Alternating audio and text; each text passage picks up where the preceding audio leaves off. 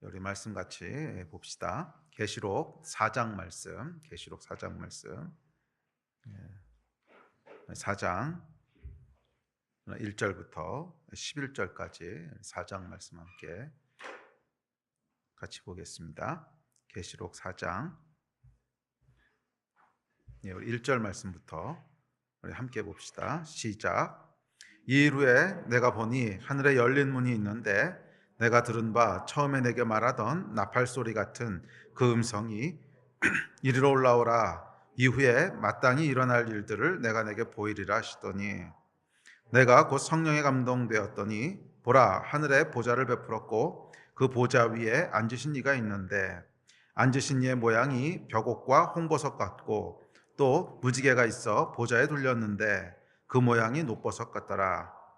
또 보좌에 둘려 24 보좌들이 있고 그 보좌들 위에 24 장로들이 흰 옷을 입고 머리에 금관을 쓰고 앉았더라. 보좌로부터 번개와 음성과 우레소리가 나고 보좌 앞에 켠 등불 7이 있으니 이는 하나님의 7영이라. 보좌 앞에 수정과 같은 유리바다가 있고 보좌 가운데와 보좌 주위에 4생물이 있는데 앞뒤에 눈들이 가득하더라.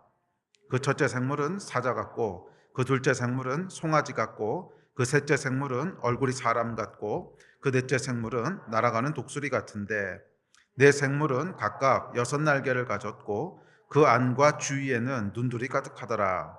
그들이 밤낮 쉬지 않고 이르기를 거룩하다 거룩하다 거룩하다 주 하나님 곧 전능하신 이여 전에도 계셨고 이제도 계시고 장차 오실 이시라 하고 그 생물들이 보좌에 앉으사 세세토록 살아계시는 이에게 영광과 존귀와 감사를 돌릴 때 24장로들이 보좌에 앉으신 이 앞에 엎드려 세세토록 살아계시는 이에게 경배하고 자기의 관을 보좌 앞에 들이며 이르되 우리 주 하나님이여 영광과 존귀와 권능을 받으시는 것이 합당하오니 주께서 만물을 지으신지라 만물이 주의 뜻대로 있었고 또 지으심을 받았나이다 하더라. 아멘. 계시록 4장 말씀을 살펴보고 있습니다. 계시록 4장은 하늘의 현실에 대한 계시라고 말씀드렸습니다. 계시록 1장부터 3장까지 요한이 봤던 첫 번째 환상의 내용에서는 이 땅의 현실에 대한 것을 하늘의 관점에서 성령께서 조명해 주시는 그런 관점을 가지고 계시가 이루어집니다. 그래서 이 땅에서는 로마 황제가 이 땅을 다스리는 것 같고 또 교회는 핍박 가운데 있고 또 교회 내부를 들여다보면 연약하고 불안합니다. 연약하고 불완전합니다. 그래서 하나님께서 교회의 그런 연약함과 또 불완전함에 대해서 질책하기도 하시고 이제 그런 내용입니다. 그래서 1장부터 3장까지의 계시만 놓고 보면 과연 이런 상황 속에서 교회가 승리할 수 있을까? 좀 염려도 되고 낙심도 되고 그렇습니다. 물론 성령께서 교회를 계속 격려하시고 또 교회를 도전하시지만 그럼에도 불구하고 이 땅의 현실들을 바라보면 참 녹록지가 않습니다. 로마 제국은 끈덕지게 교회를 죽이려고 교회를 멸절시키려고 핍박하고 있고 그 위험은 우리가 느끼고 상상하는 것을 훨씬 뛰어넘을 겁니다. 그렇지 않습니까? 예수를 믿는다는 것 때문에 죽음이 코앞에까지 와 있고 내 옆에 어제까지 함께 신앙생활하던 사람들이 죽임을 당하고 잡혀가고 하는 이런 현실 속에서 마음을 지키는 것이 굉장히 어려웠을 거예요. 마음을 지키는 것이 아주 어려웠을 겁니다. 또 내부를 들여다보면 그럼에도 불구하고 불굴의 믿음을 가지고 정말 하나님을 기쁘시게 하는 그런 교회의 모습이었으면 참 좋겠는데 그런 면도 있긴 하지만 동시에 뭐가 존재해요? 연약함이 존재하고 이단적인 가르침도 존재하고 죄와 타협하는 것도 있고 그래서 내면을 들여다보고 있으면 그것도 낙심되고 절망됩니다. 자, 이런 연약한 교회가 과연 승리할 수 있을까? 과연 이런 연약한 교회가 하나님의 그 사명을 이 땅 가운데서 감당하고 이루어갈 수 있을까? 굉장히 힘들고 낙담되고 그것이 이 땅의 현실입니다.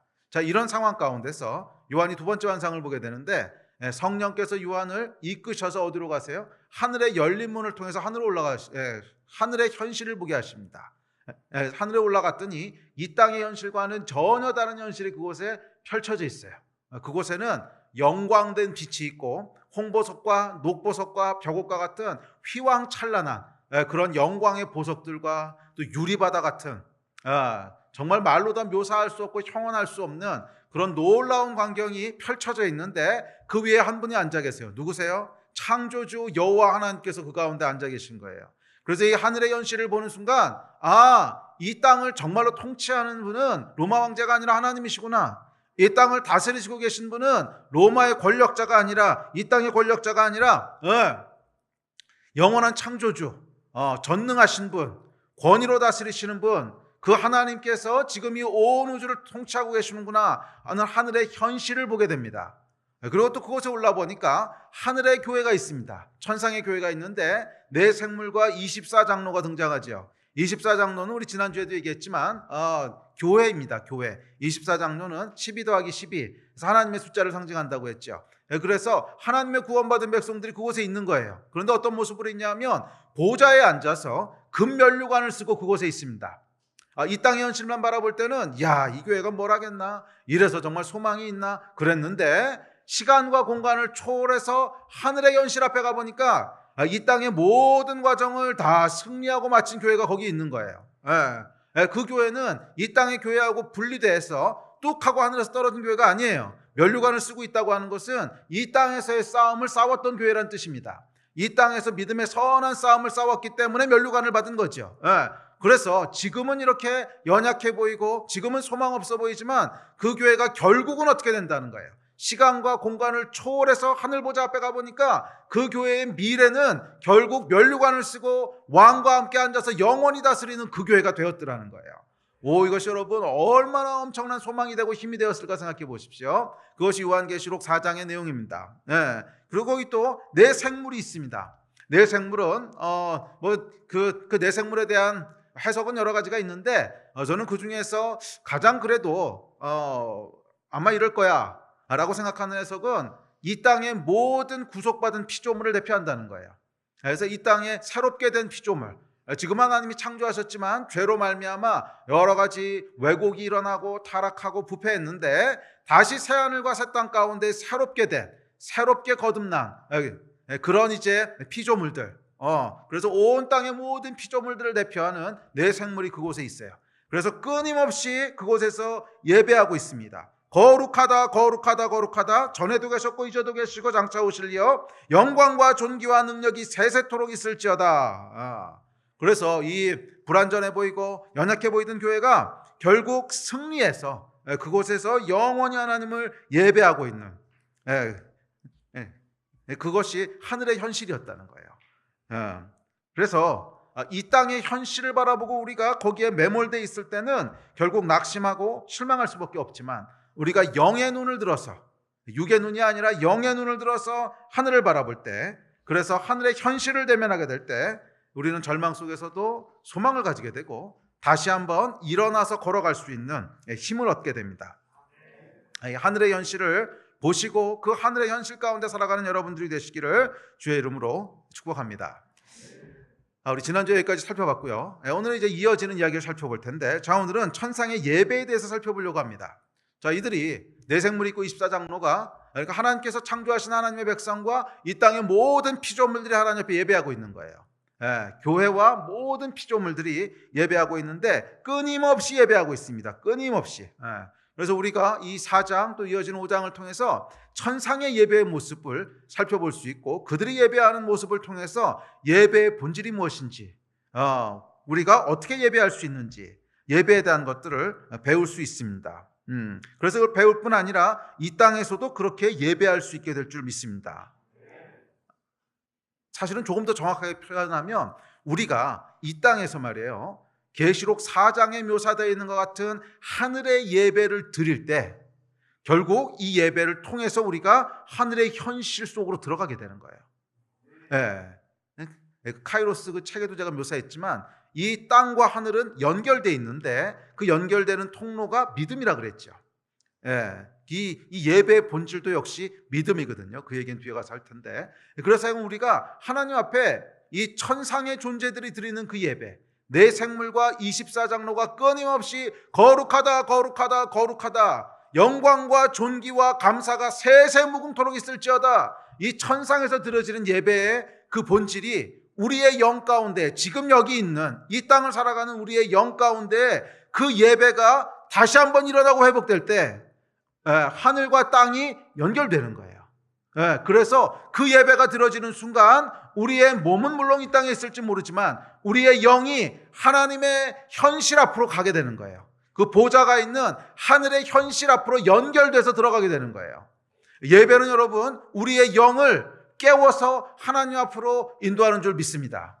자, 여러분 우리의 영이 깨어난다고 하는 말은 뭐냐면 영은 시간과 공간을 초월한 거거든요. 네, 네. 그래서 우리의 영이 움직인다고 하는 건 뭐냐면 우리의 영이 움직이는 순간 하나님을 대면한다는 뜻이에요. 우리의 영이 움직이는 순간 시간과 공간을 초월하여서 하나님이 계신 보좌 앞으로 우리가 들어간다는 뜻이에요. 네, 네. 그걸 우리의 혼이 얼마나 인식하고 인지하고 느끼는지는 각 사람마다 다르겠지만 하여간 그 실체는 뭐냐면 우리 안에 성령께서 역사하셔서 우리의 영의 눈을 여시는 순간, 우리의 영의 눈을 여시는 순간 우리는 시간과 공간을 훌쩍 뛰어넘어서 요한계시록 4장이 묘사하는 이 천국의 하늘의 현실 속으로 쑥 들어가게 되는 거예요. 그리고 그곳에 계신 여호와 하나님의 보좌를 또 보좌 위에 앉아 계신 여호와 하나님의 그 영광과 실존을 대면하게 되는 거예요. 그래서 사실 여러분 예배는 너무 중요합니다. 그래서 여러분 마귀가 가장 강력하게 공격하는 게 뭐예요? 예배를 막는 거예요. 초대교회부터 지금까지 계속 예배를 막아왔어요. 예배를 막아왔어요. 잘 생각해 보세요, 여러분. 초대교회 때 말이에요. 혼자서 조용히 어디 산에 들어가서 기도하고 성경 보겠다 그러는데 누가 뭐라 그럽니까? 아무도 뭐라 그러지 않아요. 초대교회 때도 핍박이 뭐였냐면 모여서 예배하는 걸 핍박한 거죠. 모이지 못하도록 모여서 예배하는 걸 핍박해가지고 이리 도망다니고 저리 도망다니고 동굴에서 모이고 집에서 모이고 그래서 그 핍박 가운데 쓰여진 권면이 히브리서에 보면 모이기를 패하지 말라 그러고 모이는 거를 계속해서 못 모이게 했던 것이지 혼자서 아무도 안 만나고 내가 혼자 깊은 기도 가운데 하나님을 만나겠다 그걸 누가 핍박하겠어요? 내가 속으로 무슨 생각하는지 무슨 수로 알겠어요? 핍박할 수 있는 건덕지가 없는 거예요. 그래서 마귀가 초대교회 또 지금까지 계속 공격하는 것은 뭐냐면 예배를 막는 거예요. 그런데 그 예배 가운데서 어떤 예배? 개인 예배보다는 모여서 함께 드리는 예배를 계속 막아왔어요. 왜? 예수님의 약속이 있으시거든. 두세 사람이 내 이름으로 모인 곳에 나도 그들 중에 있을 거야. 함께 모여서 예배할 때 성령께서 거기 임재하실 거야. 약속하셨거든요. 그 약속을 마귀가 알기 때문에 모여서 예배하는 걸 계속 막는 거예요. 크리스찬에게 여러분 예배는 생명 같은 거예요. 예배가 있지 않으면 하늘의 현실을 볼 수가 없어요. 예배를 통하지 않으면 이 땅의 것만 계속 바라보게 되는 거예요. 예배가 없으면 육의 눈으로 우리가 지금 보고 있는 이 땅의 형실 가운데 그냥 함몰돼 버리는 거예요. 예배를 통해서 우리가 비로소 이 땅에 살지만 하늘의 현실과 연결되게 되고 예배를 통해서 비록 우리 몸은 이 땅에 있지만 우리의 영이 하나님의 현실과 보좌를 대면하게 되는 이 영이 여러분 하늘과 땅을 연결하는 시간과 공간을 초월하는 그게 여러분 예배의 능력인 줄 믿습니다. 그래서 여러분 예배하기를 힘쓰십시오. 모이기를 패하지 마십시오. 특별히 코로나 기간이 오래 지속되면서 예배에 대한 감각들이 많이 죽어가고 있는 것 같은데 굉장한 위기입니다. 여러분 스스로 위기감을 느끼셔야 돼요. 스스로 위기감을 느끼셔야 돼요. 이 코로나 초창기만 해도 여러분 처음으로 모여서 예배 드릴 수 없어서 인터넷으로 예배 드릴 때 많은 분들이 예배에 대한 갈망 때문에 울고 불고 그러셨던 거 기억나시죠? 분명히 여러분 그러셨잖아요. 그 안에 이거 언제 예배 다시 드릴 수 있게 되냐 너무 예배에 대한 것이 갈급해서 오셔서 우시고 근데 지금 1년 반째 지나가고 있거든요. 거의 1년 반 가까이 돼가는데 어떠세요? 그 예배에 대한 갈망이 계속 살아 있으세요? 이게 굉장히 중요하다는 거예요. 마귀가 지금 우리 안에 예배에 대한 갈망들을 계속 무너뜨리고 있는 거예요. 예배에 대한 마음을 지키셔야 됩니다. 그래서 코로나도 무시하면서 우리가 반사회적으로 모이자 이렇게 하는 건 하나님의 뜻이 아닐지 모르겠지만 그래도 예배 드릴 수 있는 최대한 허용되는 범주 안에서 모이기를 힘쓰셔야 돼요.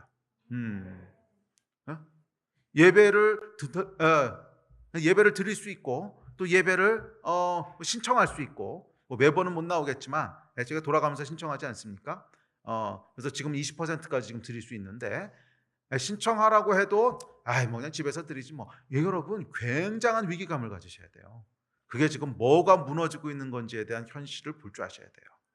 그게 뭐가 무너지고 있는 건지에 대한. 우리의 영이 무너지고 있는 거예요. 그냥 육으로 살아가기 시작한다는 뜻이에요. 아, 예. 절대 여러분 예배에 대한 갈망을요 무너뜨리시면 안 돼요. 모일 수 있는 기회를 악착같이 잡으셔야 돼요. 모일 수 있는 기회를 악착같이 잡으셔야 돼요. 이거 참 중요합니다. 아멘. 네. 자, 그래서 계시록을 통해서 저희가 한 3, 4주 정도 이제 예배에 대한 것들을 쭉 살펴봅시다. 4장, 5장 통해서 예배에 대한 것을 살펴봅시다. 자, 4장 8절부터 먼저 시작합시다. 자, 4장 8절에 보면 이렇게 얘기합니다. 시작. 내 생물은 각각 6날개를 가졌고 그 안과 주위에는 눈들이 가득하더라. 그들이 밤낮 쉬지 않고 이르기를 거룩하다 거룩하다 거룩하다 주 하나님 곧 전능하신 이여 전에도 계셨고 이제도 계시고 장차 오실 이시라 하고. 자, 내 생물이 예배를 하는데 그 안과 주위에 눈들이 가득합니다. 그리고는 밤낮 쉬지 않고 거룩하다 거룩하다 거룩하다를 외친대요. 자, 여러분 예배는요 눈이죠. 눈. 보는 것에서 시작한다는 거예요. 우리 지난주에도 이제 보는 것 얘기를 했는데 예배는요 보는 것에서 시작합니다. 예배의 본질은 뭐냐 하면 하나님을 보는 거예요. 예배의 본질은 하나님을 대면하는 거예요. 하나님을 보고 하나님을 대면하는 거예요. 그래서 내 생물이 예배하는 걸 묘사하는데 거기 눈이 가득하더라 하는 표현을 그 안에 같이 집어넣었죠. 눈이 가득하더라 하는 건 뭐예요? 하나님을 굉장히 깊고 정확하고 하여간 많은 눈을 가지고 하나도 하나님에 대한 걸 놓치지 않으려고 하는 열정을 가지고 그렇게 하나님을 주목하여 보고 있다라고 하는 걸 묘사하고 있는 거잖아요. 내 생물이 이 하나님을 바라보고 있는데 눈 2개만으로 바라보고 있는 것이 아니라 한눈 팔고 있는 것이 아니라 수많은 눈들이 안과 밖에 앞과 뒤에 안과 밖에 있는데 그 눈을 가지고 일제히 하나님을 바라보고 있는데 하여간 하나도 놓치지 않으려고 하나님에 대한 건 아주 작은 것 하나라도 놓치지 않으려고 집중하여서 아주 깊게 그렇게 하나님을 바라보고 있다는 거예요. 그게 여러분 예배의 본질이라는 거예요.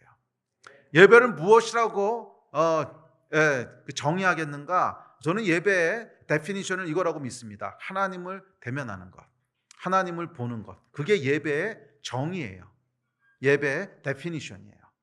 예배는요 뭐 주일날 모여서 땡하고 시작한 이런 게 예배가 아니라 종교 형식이 예배가 아니고 예배는 뭐 신학적인 지식을 많이 배우는 또 말씀에 대한 것들을 듣고 배우는 또는 우리가 하나님께 뭐 찬양을 올려드리는 그게 예배의 본질이 아니에요. 뭐 예배 가운데 포함되어 있을 수 있지만 예배의 핵심적인 본질은 뭐냐 하면 예배의 데피니션이 뭐냐? 그거는 하나님을 보는 거예요. 하나님을 대면하는 거예요. 그래서 예배는요 기본적으로 영적인 거예요. 기본적으로 영적인 거예요. 하나님을 우리의 육신의 눈으로는 볼 수 없죠. 하나님은 영이시니 그랬거든요. 그래서 우리 육신의 눈으로는 절대 하나님을 볼 수가 없습니다. 그런데 하나님을 본대요. 뭐예요? 우리의 영의 눈이 열려서 하나님을 본다는 뜻이죠. 자, 그렇기 때문에 예배의 본질은요 영적인 것입니다. 절대로 육적인 것이 아니에요.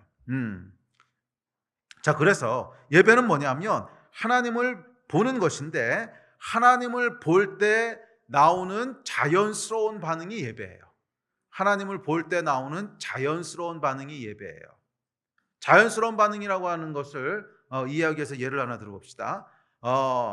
아주 너무너무 멋있는 정말 바라보기만 해도 이런 광경이 할 수 있는 절경이 있는 곳에 딱 여러분이 갔다고 생각해 보세요. 여행을 갔는데 딱 이렇게 올라서는 순간 와 이런 데가 있어요. 와 세상에 이런 데가 있냐? 그런 데를 저는 원래 산을 좋아하거든요. 그래서 정말 멋있는 산에 가면 이제 그런 탄성이 나와요. 탄성이. 제가 가봤던 가장 멋있는 산 중에 하나는 제가 미국 유학생으로 있을 때 캐나다 로키를 한번 간 적이 있었거든요. 그냥 맨날 공부만 하고 있다가 공부 많이 안 했지. 맨날 약간 전도만 하고 있다가 졸업을 했어요. 졸업을 하고는 그래도 미국 떠나기 전에 마지막으로 한번 그래도 로키는 한번 보고 가야 되지 않겠냐. 그래가지고 수산나 선교사님 댁이랑 우리 랑 또 용선 선교사님 댁이랑 세 가정이요. 이제 차를 빌려가지고서 캐나디안 로키를 갔어요. 제가 본 산 중에서 제일 멋있었어요. 야, 거기 산 위에 호수가 있는데 그 호수에 이렇게 해가 탁 떨어지는데 호수와 산이 있고 비치는데요. 세상에 천국이 있다면 이런 곳이겠구나 할 정도로 멋있더라고요. 자, 그거를 보는 순간 자연스럽게 어떤 반응이 나오냐면 와, 이런 곳이 있나? 이건 여러분 제가 지어낸 얘기도 아니고요. 뭐 지어서 이렇게 탄식을 내야지 의도했던 것도 아니고, 그 산에 대해서 연구해서 그 연구한 결과를 가지고 보고했던 것도 아니고, 그냥요 보니까 나왔던 자연스러운 반응이에요. 딱 보는 순간 이런 곳이 있냐, 이 반응이 나오거든요. 자, 이게 뭐냐면 보는 것에 대한 자연스러운 반응이에요. 예배는 뭐냐면 하나님을 대면하여 보는데, 하나님을 대면하여 볼 때 그냥 나오게 되는 탄성이라고 생각하시면 돼요. 딱 하나님을 대면하여 보는 순간 우와 하면서 나오는 거, 그게 예배라는 거예요. 그게 예배라는 거예요. 그래서 예배는 우리의 영의 눈으로 하나님이 어떤 분이신지, 그 하나님의 실체와 하나님의 존재를 본다는 표현을 하면 자꾸 여러분들이 좀 눈으로 보는 걸로 오해하실 수 있어서 조금 애매하긴 한데, 뭐 그렇다고 또 다른 마땅한 표현도 없고, 하여간 우리의 영이요 하나님을 인지하는 거예요. 우리의 영이 하나님을 인카운터하는 것이고, 우리의 영이 하나님이 어떤 존재시라고 하는 것을 영으로 보게 되고 깨닫게 되는 거예요. 본다는 표현을 하면 자꾸 무슨 신비한 걸 생각하실 수 있는데, 꼭 뭐 이렇게 초자연적인 현상은 아닐 수 있어요. 그러다 약간 예배 가운데 우리의 영이 와, 하나님이 이러신 분이시구나 하는 것을 인지하게 되는 순간이 있다. 여러분 그런 순간 있지 않습니까? 말씀을 들을 때, 또 찬송을 부를 때 갑자기 와, 이 찬송처럼, 그러니까 거룩하다, 그러니까 이제도 계셨고 전에도 계셨고 이제도 계시고 장차 오실 분이요, 뭐 이 찬양을 한다든지, 아니면 위대하신 주 뭐 이 찬양을 한다든지 할 때, 맞아, 와, 이게 이렇게 말로 설명되진 않는데 하나님이 맞아 크고 위대하신 분이시지 하는 그 어떤 깨달음, 느낌. 근데 사실 그게 우리 영이 지금 움직이고 있는 건데, 그래서 이 땅의 말로 정확하게 묘사가 잘 안 돼요. 그거를 느낌이라고 표현해도 정확한 표현이 아니고 우리 혼해작용이니까. 깨달음이라고 해도 이게 정확한 표현이 아니에요. 왜냐하면은 깨달음도 우리 혼해작용이니까. 근데 영의 작용이니까 마땅한 언어가 없어서 그냥 비슷하게 말하는 수밖에 없어요. 하여간 깨달아지고 느껴지고 뭐 직관적으로 뭔가 하여간 그렇지, 하나님이 이런 분이시지 하는 순간 그 안에, 내 안에서 이렇게 깊은 것이 확 올라오지 않습니까? 정말 그 하나님의 위대하심 앞에 내가 서고 그 하나님을 막 경배하지 않을 수 없는, 막 이렇게 힘들어요, 오늘은 왜 이렇게 목소리가 안 나와, 이런 게 아니라 그냥 그 하나님이 어떠하심이라고 하는 것이 확 나를 압도하는 순간 그냥 하나님 앞에 그 고백이 막 나오는. 맨날 그랬으면 좋겠지만 가끔이라도 그런 경험들이 있으시잖아요. 그게 뭐냐 하면 우리 영이 하나님을 대면하는 거예요. 우리 영이 하나님을 대면하는 순간이라는 거예요. 자, 예배는 여러분 하나님을 대면할 때 나오게 되는 자연스러운 반응이에요. 안과 앞과 뒤에 눈들이 가득했던 이 존재가, 그러니까 피조물이 하나님을 대면하여 보는 순간 그냥 자연스럽게 뭐가 나왔냐면 거룩하다, 거룩하다, 거룩하다. 전에도 계셨고 이제도 계시고 장차 오실려 영광과 존귀와 감사가 세세토록 그에게 있을지어다. 여러분 무슨 신학적인 연구에서 나온 고백이 아니라 그냥 그 눈으로 여호와 하나님을 딱 대면하는 순간 그냥 나온 반응이라는 거예요. 그게 예배입니다. 그게 예배예요. 그래서 요한복음에 보면 이렇게 예배에 대해서 예수님 이렇게 말씀하셨어요. 우리 다음 구절 봅시다. 시작. 아버지께 참되게 예배하는 자들은 영과 진리로 예배할 때가 오나니 곧 이때라. 아버지께서는 자기에게 이렇게 예배하는 자들을 찾으시느니라. 자, 여기서 예배는 영과 진리, Spirit and Truth라고 그랬어요. 그러니까 이 예배는 Spirit과 Truth, 영과 진리 안에서 드리는 거래요. 영과 진리로 드리는 거예요. 진리는 뭐냐면 진리 대신 하늘의 현실, 이 땅에 보이는 것이 전부가 아니라 하늘에 진짜로 하나님이 살아계시고 이 눈에 보이는 이 물질 세계가 전부가 아니라 보이지 않는 하늘의 현실이 있고 그곳에 보이지 않지만 하나님이 계시고 이게 트루스잖아요. 진리잖아요. 이 진리를 대면할 때 드려지는 거라는 거예요. 예배는 진리 안에서 드려지는 거라는 거예요. 예배는 이 하늘의 현실을 내가 대면할 때, 진리를 대면할 때 그때 드려지는 것이 예배라는 거예요. In spirit and in truth. 진리 안에서 드려지는 거라는 거예요. 그런데 그것은 성령께서만 하실 수 있는 일이라는 거예요. 성령께서만 우리로 이 하늘의 현실, 진리를 보게 하시는 분이시라는 거예요. 성령께서 요한을 이끌고 열린 하늘로 올라가셨을 때, 성령께서 요한의 눈을 열게 하셨을 때, 성령께서 요한으로 하여금 하늘의 현실을 보게 하셨을 때 그때 진리를 대면하게 되는 거예요. 그래서 예배는요 항상 영과 진리로 드려지는 거예요. 성령님을 통해서 진리를 대면할 때, 성령님을 통해서 진리를 대면할 때 거기서부터 예배가 일어나는 거예요. 그러니까 모여서 드리는 예배도 마찬가지고 매일 아침 드려지는 개인 예배도 마찬가지입니다. 개인 예배를 할 때 여러분들이 성경을 통해서 읽고 묵상하실 때 그것이 처음에는 그냥 읽는 내용을 내가 이해하는 것을 시작하고 또 거기에 대한 것들을 내 혼외작용으로 묵상하는 것을 시작하지만 그 안에 성령께서 역사하시기 시작할 때 그 말씀이 살아나기 시작하고 이 말씀을 통해서 내가 진리를 대면하게 되죠. 와, 하나님이 이런 분이시구나. 맞아, 하나님이 세상을 다스리시는구나. 하나님이 우리를 사랑하시는구나. 와, 하나님이 지금도 살아 역사하시는구나. 이 사실을 말씀을 대면하는 가운데 성령께서 역사하실 때 그것이 이제 진리로 나한테 대면되기 시작하죠. 그게 예배라는 거예요. 그렇게 예배가 일어난다는 거예요. 모여서 드리는 예배도 개인이 드리는 예배도 예배의 본질은 영과 진리 안에서 성령께서 우리로 진리를 대면하게 하실 때 그때 거기서부터 예배가 일어나게 됩니다. 아멘. 자, 그래서 오늘 예배 가운데도 제가 간절히 기도하는 것은 성령께서 저와 여러분의 영을 깨우셔서 성령께서 저와 여러분의 눈을 여셔서 진리를 보게 하시기를 기대합니다. 하늘의 현실을 대면할 수 있게 되기를 기대합니다. 살아계신 하나님을 보게 될 수 있기를 기대합니다. 그래서 이 성령의 도우심이 아니시면 우린 예배할 수가 없어요. 예배가 불가능해요. 하늘의 현실을 보지 않는데 뭘로 예배할 거예요? 그냥 내 안에서 짜내는 수밖에 없지.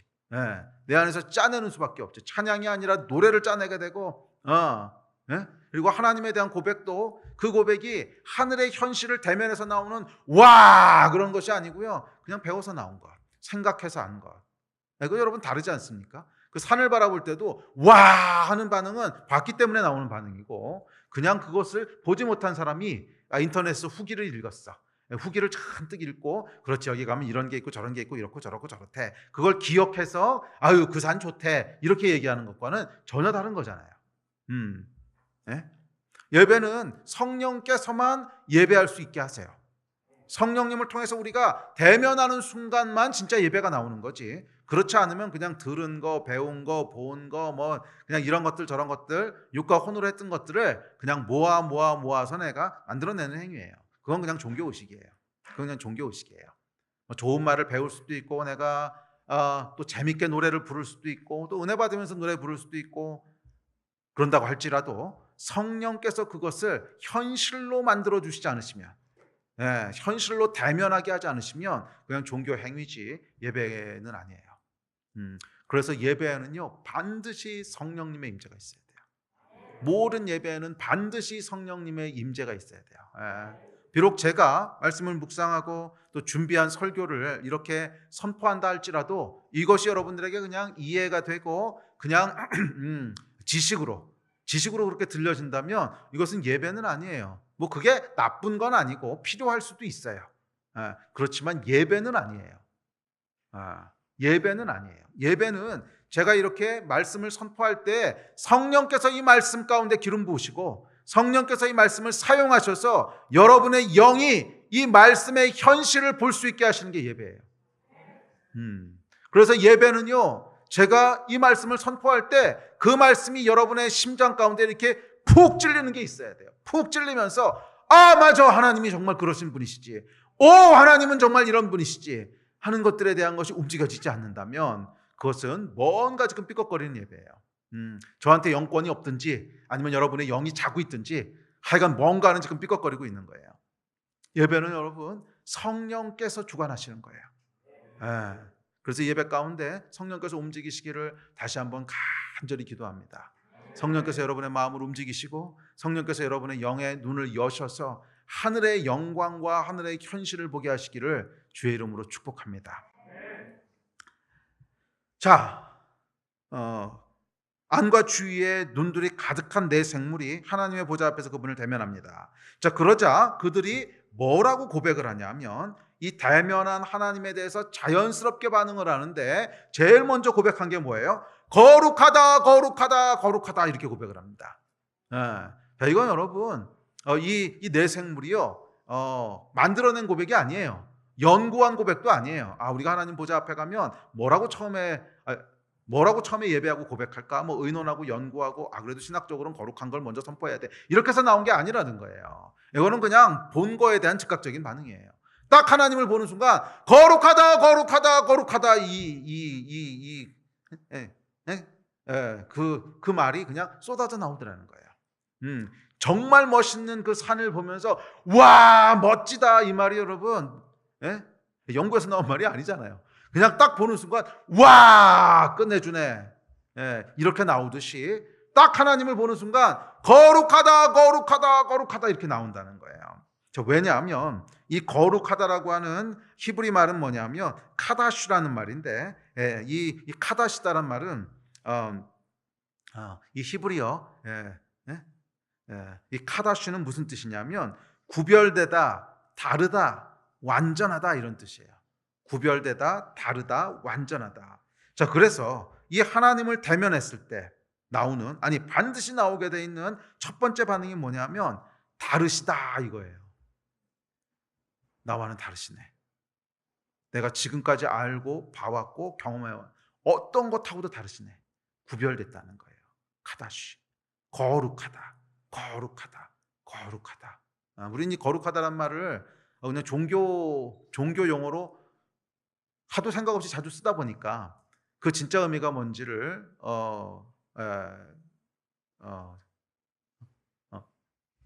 망각하기도 하고 또 어떨 때는 변질되기도 하고 그랬는데 이 원래 의미는 뭐냐? 다르시다는 거예요. 그래서 딱 하나님을 보는 순간 뭐가 나오는 거예요? 다르시구나. 하나님은 나와는 다르시고 이 세상의 어떤 피조물하고도 다르시구나 하는 사실이 그냥 압도되는 거예요. 그래서 이 멋있는 산을 볼 때 그 풍경에 압도돼서 그냥 아무 생각 없이 와 이렇게 나오듯이 딱 하나님을 보는 순간 다르시네, 다르시네, 다르시네 이 고백이 나오는 거예요. 그래서 거룩하다, 거룩하다, 거룩하다. 나와는 차원이 다른 존재네 이 고백이 나오게 되는 거예요. 뭐 적절한 비교는 아닐 수 있는데 예를 들어서 축구를 아주 좋아하시는 분들이 메시를 직접 봤다고 생각해 보세요. 축구를 진짜 좋아하는 사람인데 막 축구에 막 미쳐 있는 사람인데 메시가 직접 축구하는 걸 눈앞에서 봤다고 생각해 보세요. 반응이 뭐가 나오겠어요? 우와 다르네. 우와 다르네. 괜히 신이라 그러는 게 아니네. 그렇게 나오지 않겠어요? 그게 거룩하다는 뜻이에요. 딱 하나님을 보는 순간 거룩하다, 거룩하다, 거룩하다 이 반응이 나올 수밖에 없다는. 물론 뭐 다른 반응도 다른 말도 할 수 있을 거예요. 하나님은 사랑이시네, 하나님은 은혜로우시네, 하나님은 뭐 어떠시네. 다른 반응이 나올 수 있지만 저는 첫 반응은 이 반응이 거의 대부분 이 반응이 나올 거라고 생각합니다. 정말 하나님을 딱 대면해 보는 순간 다르시네. 나하고는 다른 존재네. 나하고는 도저히 어떻게 비교할 수도 없고 또 내가 지금까지 봐왔던 어떤 종류의 피조물과도 차원이 다른 존재네. 비교할 수 없고 형언할 수 없고 묘사할 수도 없는 어떻게 저런 존재가 있을 수 있지? 어떻게 저런 존재가 있을 수 있지? 이건 뭐지? 내가 한 번도 경험해 본 적도 없고 한 번도 인식해 본 적도 없는 나의 모든 경험과 상상을 저 멀리 초월해 계신 존재, 다르시고 완전하신 존재, 거룩하다, 거룩하다, 거룩하다. 내 생물이 드렸던 예배의 시작이었어요. 연약하고 불완전하고 타락한 인간, 그런 우리와는 전혀 다르신, 비교조차 할 수 없는, 묘사조차 할 수 없는 완전히 다른 존재. 완전하신 존재. 흠을 찾을 수도 없고, 예, 예? 그림자도 없으신. 예? 그래서 야고보서 회전하는 그림자도 없으시다 그러잖아요. 회전하는 그림자도 없으신 완전하신 그 형언할 수 없고 묘사할 수 없고 이 뭐라고 하건 말할 수 없는 전혀 다른 존재. 거룩하다, 거룩하다, 거룩하다. 그래서 예배가 이렇게 시작됩니다. 나하고 다르신 존재구나. 거룩하신 분이시구나. 그리고 두 번째 고백이 이어집니다. 거룩하다, 거룩하다, 거룩하다. 그다음에 뭐라 그래요? 전능하신 이여. 자, 하나님의 보좌를 대면한 내 생물은 하나님의 전능하심에 대한 걸 반응합니다. 전능하심에 대해서 반응합니다. 근데 여러분, 이 전능이라고 하는 이제 개념을 깊게 묵상해 보면요, 전능한 존재 앞에 우리가 딱 섰을 때 할 수 있는 유일한 반응은요, 예배밖에 없어요. 잘 생각해 보세요. 예배 이외에 다른 반응을 할 수가 없어요. 전능한 존재 앞에 딱 서게 되면 우리는 그런 경험이 한 번도 없어요. 예. 그러니까 이 땅에서는 한 번도 없어요. 전능하신 분은 하나님밖에 안 계시기 때문에 이 땅에서는 그런 경험을 한 번도 한 적이 없어요. 그래서 우리는 어떤 존재를 대할 때 다양한 반응을 할 수 있다고 생각을 하는데 아니요. 전능한 존재 앞에 서면 다양한 반응을 할 수가 없어요. 그냥 한 가지 반응밖에 못해요. 전능하신 이여, 예배하는 반응밖에 할 수가 없어요. 잘 생각해 보세요. 전능하신 이를 여러분 이해할 수가 있겠습니까? 아니면 전능하신 이인데 우리가 뭘 도와드릴 수 있겠습니까? 아니면 전능하신 이하고 변론을 하는 게 가능하겠습니까? 아니면 뭐 심지어 전능하신 이한테 반대를 하겠습니까? 뭘 하겠어요? 잘 생각해 보시라고. 할 수 있는 게 아무것도 없어요. 그래서 전능하신 이 앞에 서게 되면 할 수 있는 자연스러운 그리고 유일한 반응은 예배밖에 없어요. 우리가 예배 이외에 전능하신 이여, 당신은 전능하신 이십니다, 이렇게 고백하는 것밖에 없다는 거예요. 그것도 진심으로 우리 안에서 나온 자연스러운 반응으로 당신은 전능하신 분이십니다, 당신은 전능하신 분이십니다 고백하는 것 이외에 딴 반응을 한다면 그거는 전능하다라고 하는 걸 인지하지 못한 거예요. 아니면 좀 부족하게 인지한 거예요. 잘 생각해 보세요. 그러니까 전능하지 못한 존재는 전능하신 하나님을 첫째 이해할 수가 없어요. 사람은 전능하지 않기 때문에 아무리 좋은 일, 아무리 하고 싶은 일이 있어도 한계가 있습니다. 뭐 건강의 한계도 있고 시간의 한계도 있고 자원의 한계도 있고, 그런데 하나님은 그게 없으세요. 그냥 하고자 마음만 먹으시면 하세요. 능력, 한계 이런 게 없으세요. 그래서 하나님의 생각과 우리의 생각은 다릅니다. 그래서 구약의 예언서와 구약의 시편을 보면 정말 수도 없이 나오는 것은 하나님의 생각은 우리의 생각과 다르며 하나님의 생각은 우리의 생각과 다르다는 거예요. 왜? 전능하시기 때문에.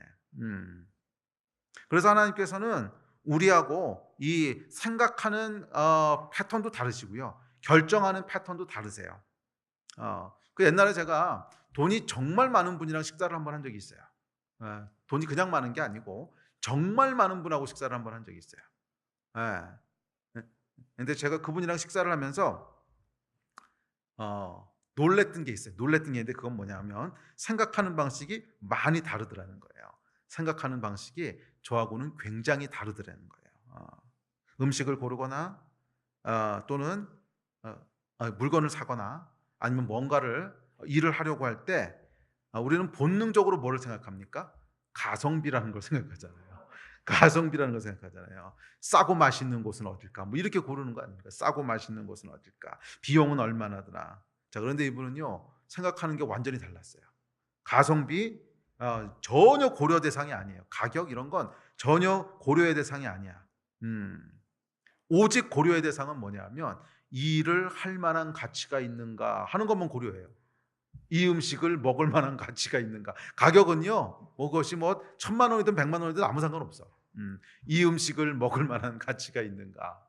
그 물건을 살 때도 비교하잖아요, 우리는. 그러니까 이거 혹시 좀 더 싼 데 없나? 뭐 조금 더 좋은 물건 없나? 전혀 그런 패턴으로 돌아가는 게 아니에요.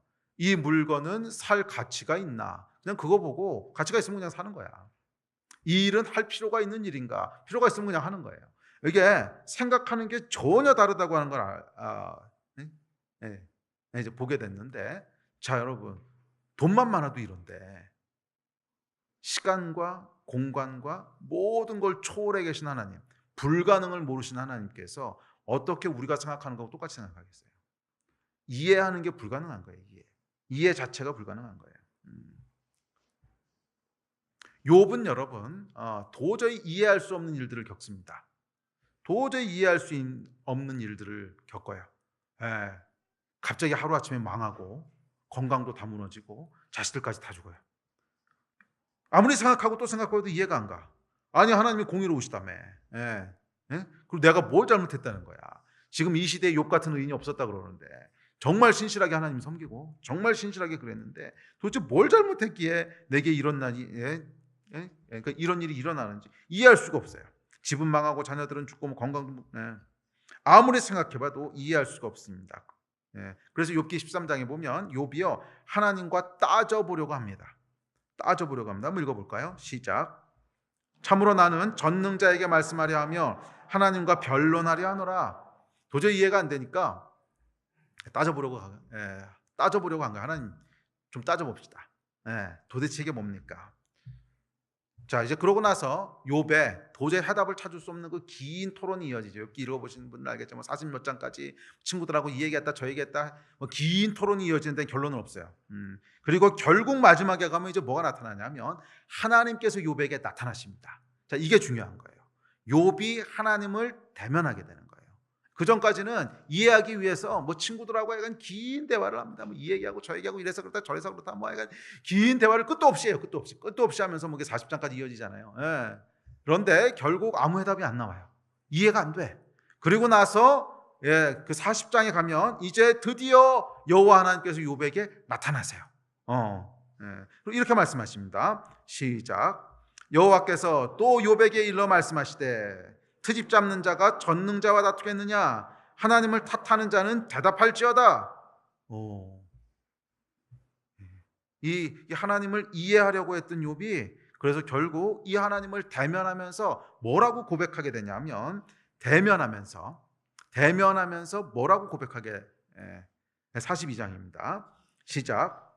욥이 여호와께 대답하여 이르되 주께서는 못하실 일이 없사오며 무슨 계획이든지 못 이루실 것이 없는 줄 아오니 무지한 말로 이치를 가리는 자가 누구니까 나는 깨닫지도 못한 일을 말하였고 스스로 알 수도 없고 헤아리기도 어려운 일을 말하였나이다.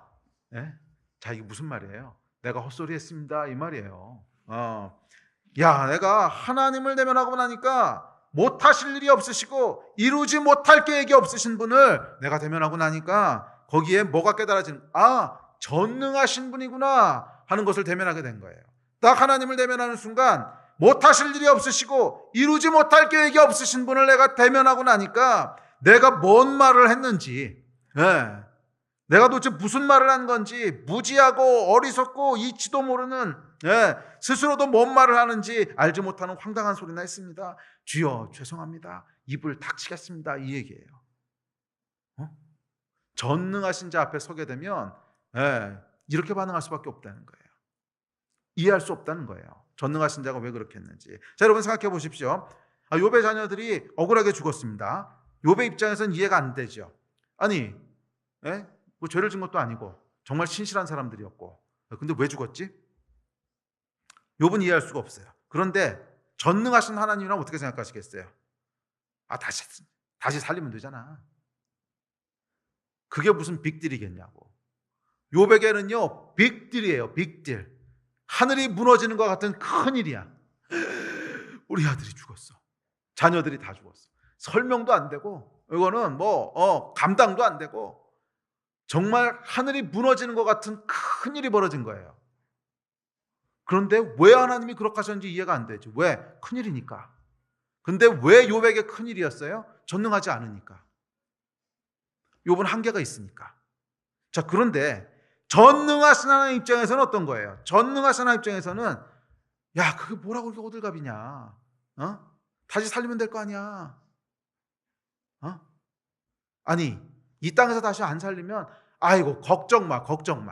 영원한 시간이 있어. 너 거기서 지금 80년 100년 사는 거 가지고 그러고 있는데 아이고 좀 가만히 있어봐. 영원한 시간이 있는데 거긴 내가 다 살려놨어. 내가 우리 아들하고 시간을 못 보내가지고 너무 원통하고 한이 되고 인생 다 망가졌고. 야, 80년 가지고 그러지 말고 800년, 8000년, 8억 년 살 거야. 거기서 네 자녀들하고 정말 얼굴이 보기 싫어서 신물이 날 때까지 같이 있을 수 있으니까. 자, 여러분, 전능하지 않은 존재는 전능한 존재의 생각을 따라갈 수가 없어요. 전능하신 분은 우리하고 전혀 다른 패러다임을 움직이시는 거예요. 전혀 다른. 뭐 욥의 재산, 욥의 건강, 자녀의 생명, 전능자의 패러다임에서는 우리하고 전혀 다르다. 뭐 다시 살리면 되는데 뭐. 아니 이 세상에서 안 되면 다음 세상에 살리면 될 거 아니야. 원하시는 것은 무엇이든지 제한 없이 하실 수 있는 분. 더구나 과거와 현재와 미래를 동시에 하시는 분. 자, 이런 하나님을 이해한다고요? 애당초 말이 안 되는 거예요. 애당초 말이 안 되는 거예요. 그래서 욥이 뭐라 그러는 거예요? 내가 무슨 얘기를 하는지도 모르는 무지한 말을 했습니다. 하나님을 대면하는 순간 그 고백이 그냥 자연스럽게 나오는 거예요. 자연스럽게. 언제? 여호와를 대면할 때, 전능하신 분을 대면할 때, 비로소 이해하려는 욥의 시도, 변론하려 하노라 했던 욥의 무모함이 멈춥니다. 이 진리를 대면한 욥이 하나님 앞에서 이렇게 고백합니다. 자, 시작. 욥이 여호와께 대답하여 이르되 보소서 나는 비쳐나오니 무엇이라 주께 대답하리이까 손으로 내 입을 가릴 뿐이로소이다. 비로소 욥이 손으로 입을 가리는 거예요. 말을 멈추는 거예요. 비로소 욥의 예배가 시작됩니다. 여기서부터 욥의 예배가 시작됩니다. 그 전까지는 예배가 아니에요. 혼의 반응이에요. 그냥. 왜 이러셨습니까? 왜 저렇게 하셨습니까? 이해할 수 없습니다. 다 혼의 반응이에요. 그런데 여호와 하나님을 대면하니까 내가 무슨 얘기를 한 거지? 그냥 손으로 입을 막는 거예요. 말을 멈추는 거예요. 왜? 할 말이 없는 거예요. 전능하신 존재 앞에 섰을 때 할 말이 없는 거예요. 참 우리는 말이 많습니다. 그렇지 않습니까? 말이 참 많아요. 이건 이렇게 해야 되고 저건 저렇게 돼야 되고 이건 이렇게 됐어야 하고 저건 저렇게 됐어야 되고 이게 옳은 거고 저게 그른 거고 말이 참 많아요. 이게 전능하신 자를 대면하지 않았을 땐 말이 많아요. 그런데 전능하신 분을 딱 대면하는 순간 우리는 손으로 입을 가리게 돼요. 그게 예배의 시작이에요. 전능하신 분 앞에서는 할 말이 없어지는 거예요. 전능하신 분 앞에서는 할 수 있는 반응이 딱 하나밖에 없는 거예요. 예배. 전능하신 분 앞에서 무슨 얘기를 하겠어요? 이건 이렇게 돼야 됩니다. 저건 저렇게 됩니다. 훈수 두시겠어요? 왜 이렇게 하셨습니까? 따지시겠어요?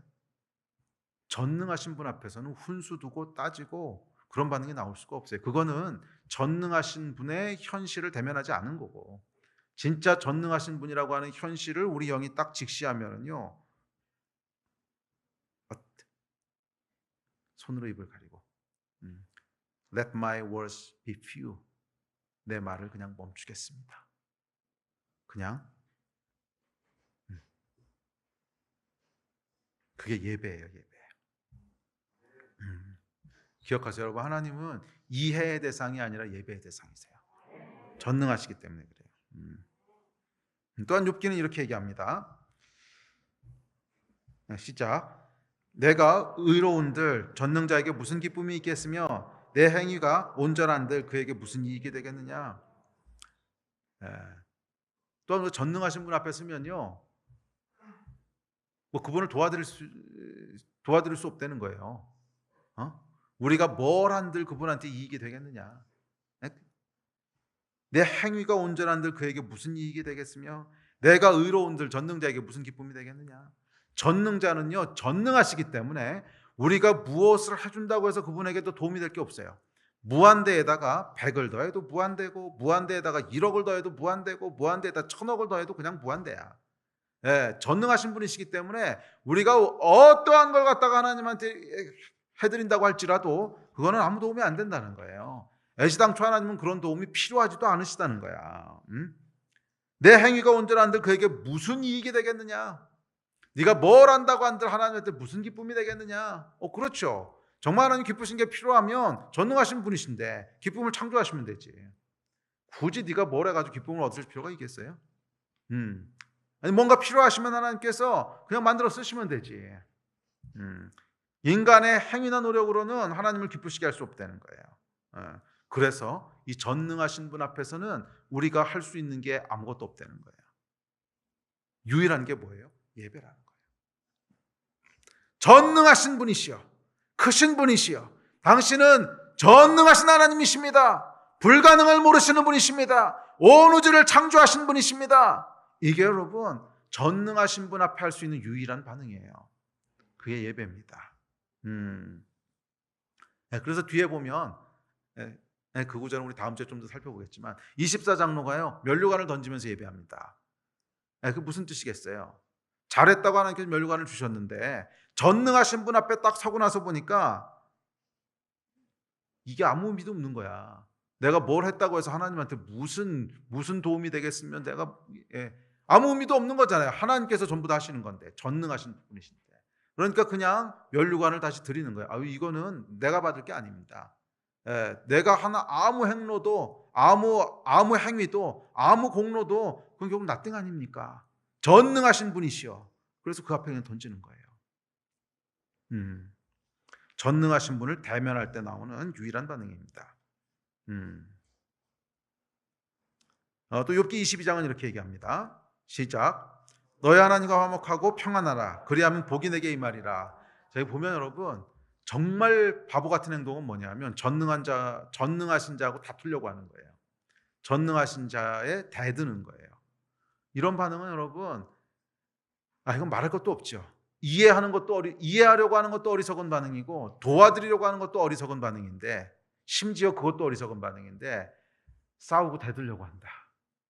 이건 진짜 어리석은 반응이겠죠. 자, 그래서 그렇게 하지 말라는 거예요. 전능하신 하나님 앞에서 할 수 있는 유일한 반응은 예배입니다. 그분을 이해하거나 돕거나 반대하는 것은 어리석은 반응입니다. 아니, 사실 불가능한 반응입니다. 그냥 그분 앞에 서게 되면 이제 손으로 입을 가리고 전능하십니다 고백하는 것밖에 없다는 거예요. 아멘. 그 하나님의 존재를 대면하신 여러분 되시길 바랍니다.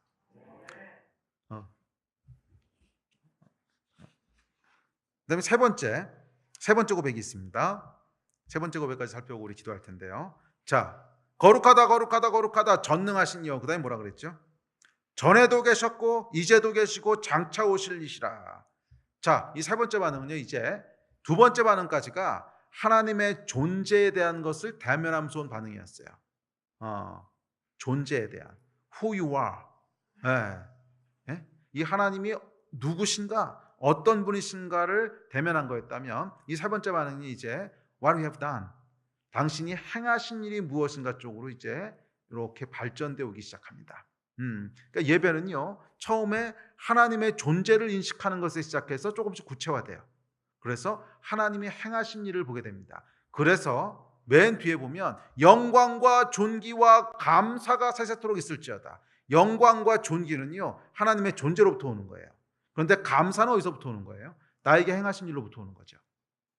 감사는 what you have done, 당신이 행하신 일을 내가 볼 때 감사가 나오는 거죠.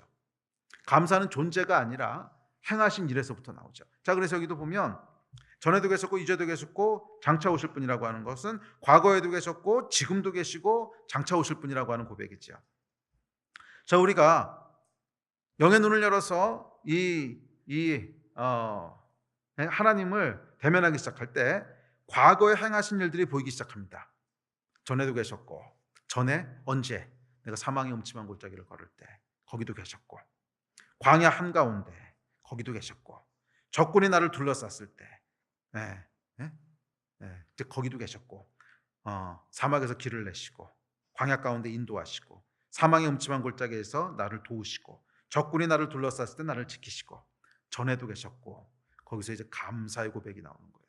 영광과 존귀와 감사가 세세무궁토록 있을지어다. 감사의 고백이 나옵니다.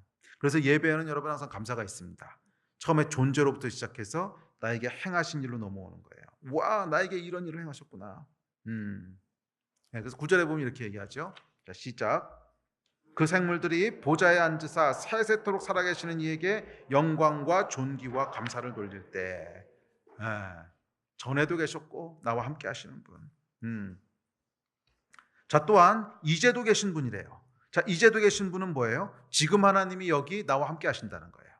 지금 내가 있는 상황 가운데도 하나님 함께 계시고, 지금 이 자리도 다스리고 계시고, 지금 여기서도 나를 지키고 계시고, 과거에만 역사하셨던 하나님이 아니라 지금 나와 함께 하시는 분이시라는 거예요. 그래서 이 땅을 통치하는 것은 로마의 왕제가 아니고 이제도 계신 하나님이시고, 그래서 내가 이 사망의 음침한 골짜기를 지날지라도 해를 두려워하지 않으며 우겨쌈을 당할지라도 낙심하지 않으며 적군이 나를 둘러쌀지라도 절망하지 않는 것은 살아계신 하나님이 지금 나와 이제도 함께 하신 것을 보기 때문에 그래요. 이제도 함께 하신 하나님은 믿음에 대한 얘기예요. 지금 나와 함께 하시는구나. 그래서 히브리서에 보면 이렇게 얘기합니다. 시작.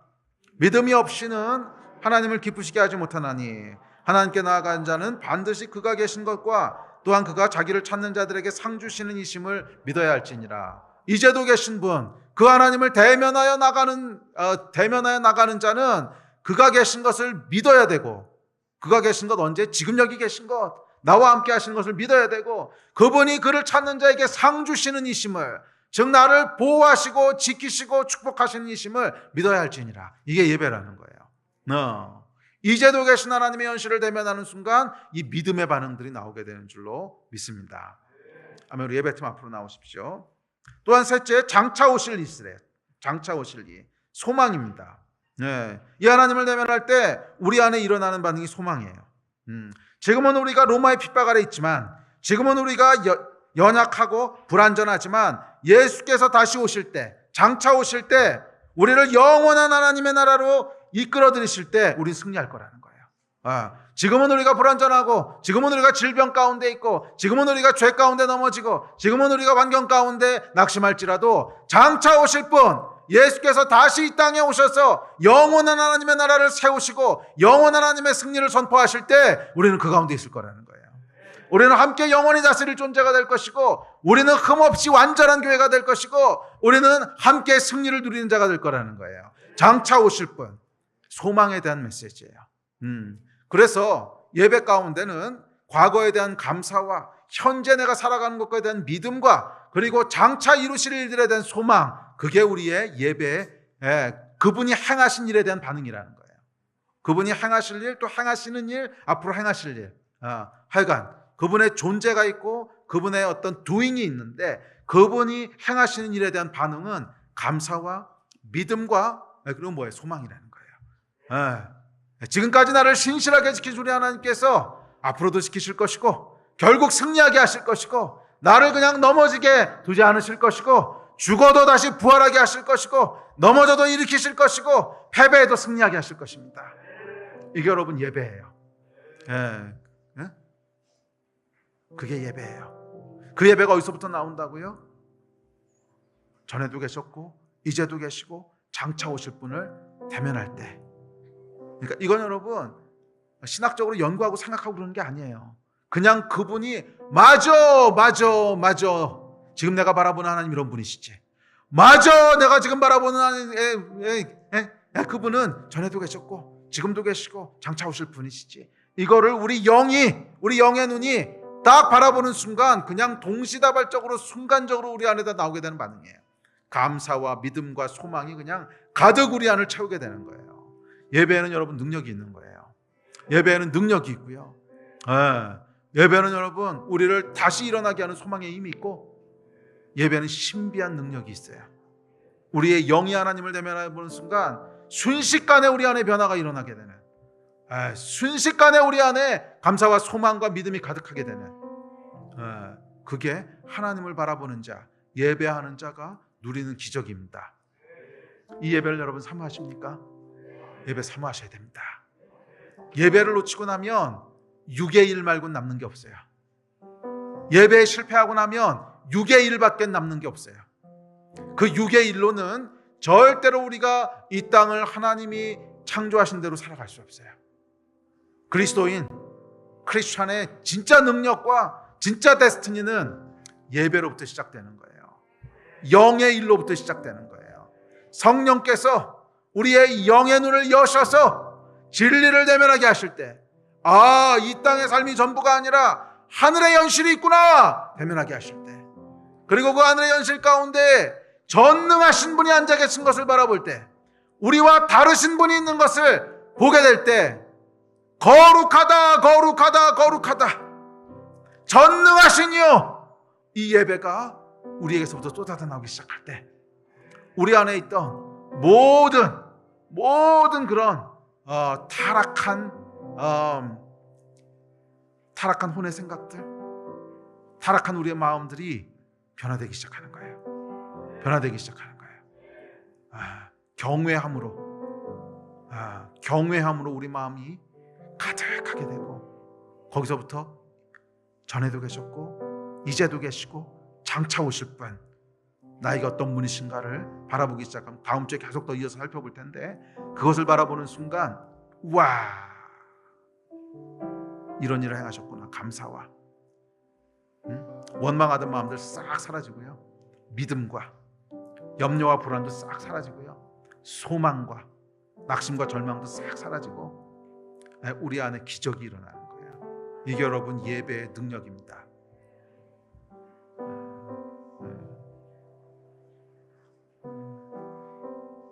이 예배의 능력은 여러분 그냥 종교의 힘을 빌어서 마음의 위로를 얻는 게 아니에요. 이것은 진리에 기초한 거예요. 진리에 기초한 거예요. In spirit, in truth. 진리를 대면하게 됐기 때문에 속고 있던 것들로부터 우리가 벗어나게 되는 거예요. 진리를 대면하기 때문에 거짓된 것에 속고 있던 것으로부터 벗어나게 되는 거예요. 진리가 너희를 자유케 하리라. 성령께서 여러분을 진리 가운데로 인도하시기를 주의 이름으로 축복합니다. 자리에서 좀 일어나서 예배할까요?